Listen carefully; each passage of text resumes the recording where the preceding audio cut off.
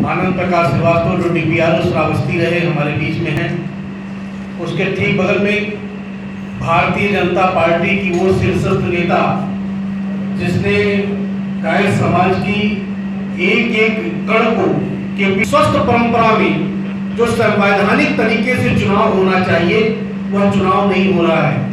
अगर कोई सत्य को आपके सामने अपरोक्ष या परोक्ष रूप से प्रस्तुत करना चाहता है तो उसको आप नोटिस पे नोटिस दे करके उसकी सदस्यता समाप्त करने के लिए बातें कर रहे हैं, उनको धमकियां देते हैं कि आप बैठ जाइए, हमारे समर्थन में रहिए, नहीं तो मैं आपकी सदस्यता रद्द कर दूंगा।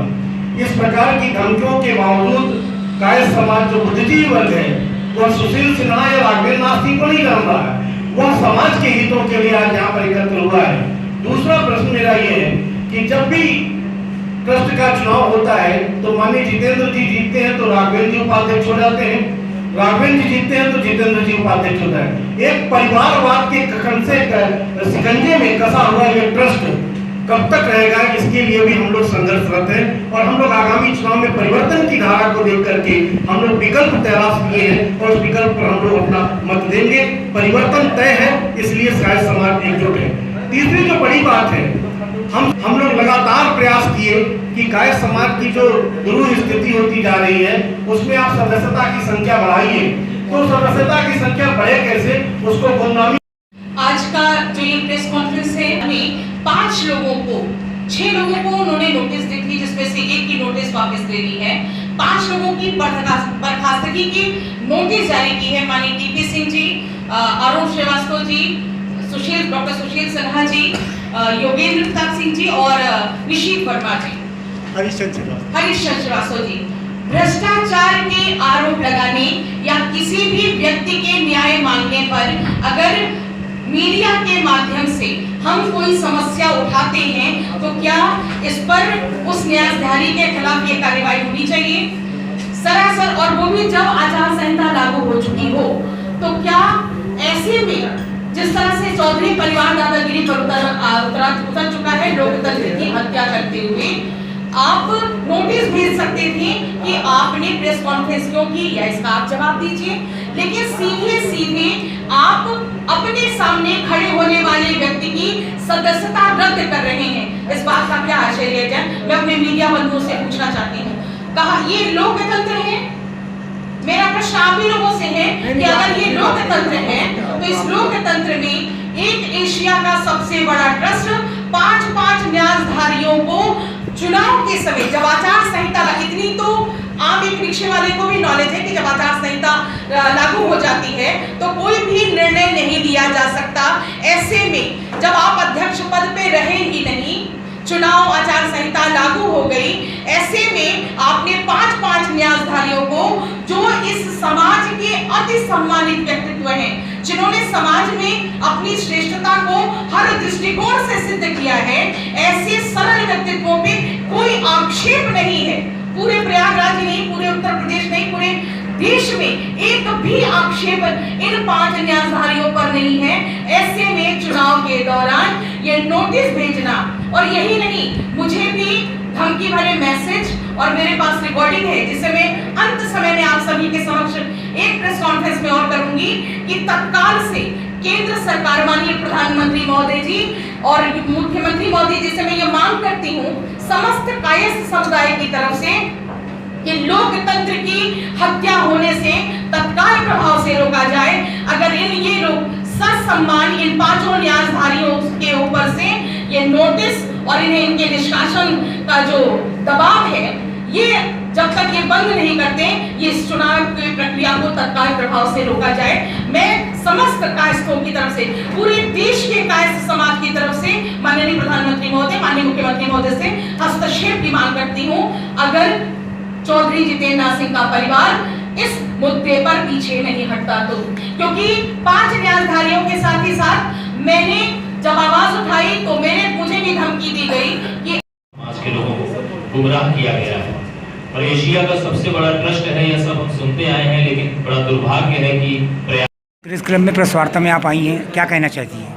हम यही कहना चाहते हैं कि ये जो ट्रस्ट का चुनाव था बिल्कुल निष्पक्ष होना चाहिए था। लेकिन आज इतनी सारी अव्यवस्थाएं। जो 5 लोगों को निष्कासित किया गया है, इसके लिए क्या कहना चाहिए? 5 लोगों को क्यों निष्कासित किया गया, जबकि ऐसा कोई प्रावधान नहीं है जो संविधान में इनके हमारे इसमें नहीं है, हमारे केपी ट्रस्ट के उसमें, तो फिर इन्होंने फिर ऐसा कदम क्यों उठाया? क्या इनको वापस लेना चाहिए? बिल्कुल वापस करना चाहिए और एक निष्पक्ष चुनाव उनको संपादित अगर कराना चाहते हैं तो बिल्कुल नियम से काम करना चाहिए। और किसी भी कायस्थ के जब आप लोगों ने संकल्पित है, जब वो उसके ट्रस्ट के अध्यक्ष हैं, तो आपकी नैतिक जिम्मेदारी बनती है कि सभी का सम्मान और सभी की निस्वार्थ सेवा से किसी का भला। क्या आपकी दूसरों को जिता कर पहुँचाएंगी? सिन्हा जी को जिता कर पहुँचाएंगी? हाँ, ये मैं ये कहना चाहती हूँ कि आप अपने जितने भी जो हमारे जो संयुक्त मोर्चा वाले हैं, जो भी लड़ना चाहता है, ये ऐसा एक प्रावधान है कि 2 लोग लड़ते हैं, 3 लोग 4 लोग लड़ते हैं, तो आपको इसमें कुछ हस्तक्षेप करने की कोई ज़रूरत नहीं है। परिचय दे दीजिए। मैं डॉक्टर प्रेमलता श्रीवास्तव, पूर्व मैं यहाँ की भी मैं इसमें कायस्थ महासभा की भी महासचिव रही हूँ 2 बार। मैं बहुत अंतर अपने ज्ञान से मैं कहती हूँ कि ये ऐसा होना नहीं चाहिए था जैसा इस बार इसे रोकने का प्रयास किया।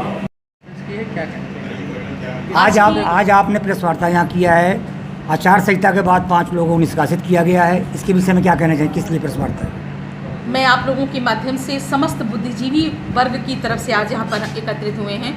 कायस्थ समाज पूरे देश में इस समय चिंतित है, क्योंकि जिस तरह से चौधरी परिवार लोकतंत्र की हत्या करते हुए जब आचार संहिता लागू हो चुकी 20 तारीख को, इसके बाद सिर्फ एक प्रेस कॉन्फ्रेंस करने के नाते आपने 5 ट्रस्टीज को नोटिस दिया कि आपकी सदस्यता समाप्त करने की नोटिस। आप किसी को भी अपने सामने चुनाव में खड़ा नहीं होने देना चाहते। क्यों? क्योंकि कहीं ना कहीं आपको भय है कि आपके हस्ते सत्ता चली जाएगी।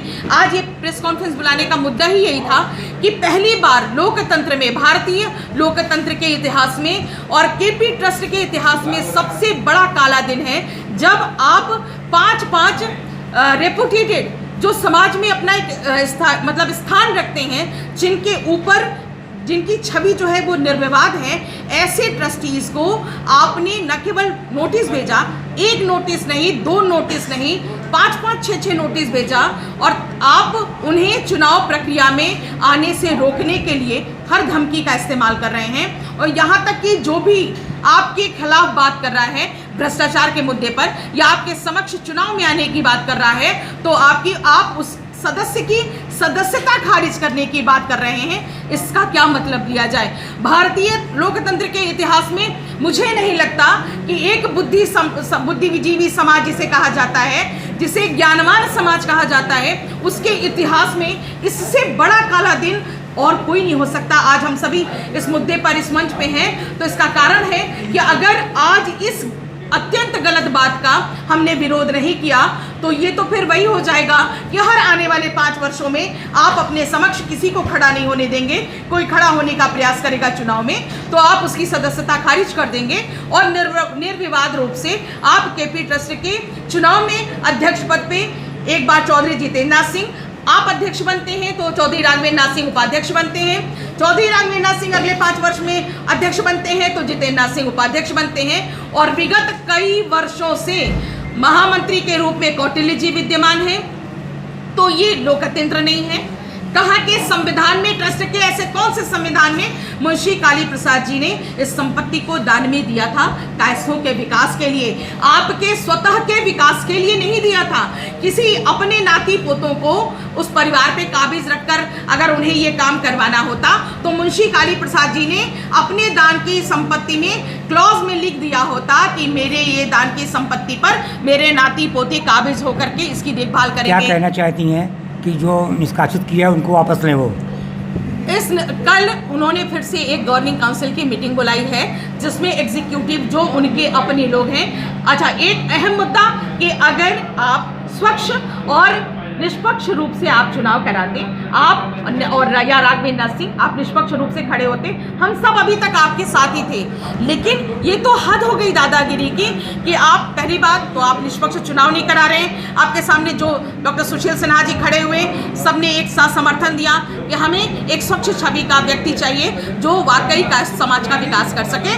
तो आपने उनको नोटिस भेज दिया और उनकी सदस्यता निष्कासित करते हुए उन्हें एक नहीं, दो नहीं, 6 नोटिस भेजा गया है। 5 सदस्यों को 6 नोटिस भेजा गया। दूसरी अहम बात, अगर आप कहते हैं, अभी एक माननीय ने कहा कि वो लोग सभ्य हैं, हम सभी असभ्य हैं, तो अगर आप सभ्य समाज का प्रतिनिधित्व करते हैं तो मुझे बताने का प्रयास करें कि क्या निष्पक्ष चुनाव में आचार संहिता लागू होने पर किसी की सदस्यता को ऐसे खारिज किया जाता है? वो भी अनुशासनात्मक आप कार्रवाई कर सकते हैं और उस व्यक्ति ने ऐसा कुछ भी कार्य नहीं किया। अगर हम कोई ऐसा अनैतिक कार्य कहें कि अगर इन लोगों की 5 सदस्यों की सदस्यता रद्द की जाती है तो हाई कोर्ट से लेकर सुप्रीम कोर्ट तक, माननीय प्रधानमंत्री जी से लेकर माननीय मुख्यमंत्री जी तक हम जाएंगे और इस पर रिसीवर बैठाने की मांग करेंगे। हम इस युद्ध को हम आम कायस अब सड़क से लेकर के पूरे तब तक ये लड़ाई जारी रखेगी जब तक कि ये 5 सदस्यों की सदस्यता को वापस नहीं ले लेते। अपना परिचय दीजिए। जी, मैं आभा श्रीवास्तव, भारतीय जनता पार्टी काशी क्षेत्र सांस्कृतिक प्रकोष्ठ सह संयोजक, राष्ट्रीय उद्घोषिका कवयित्री।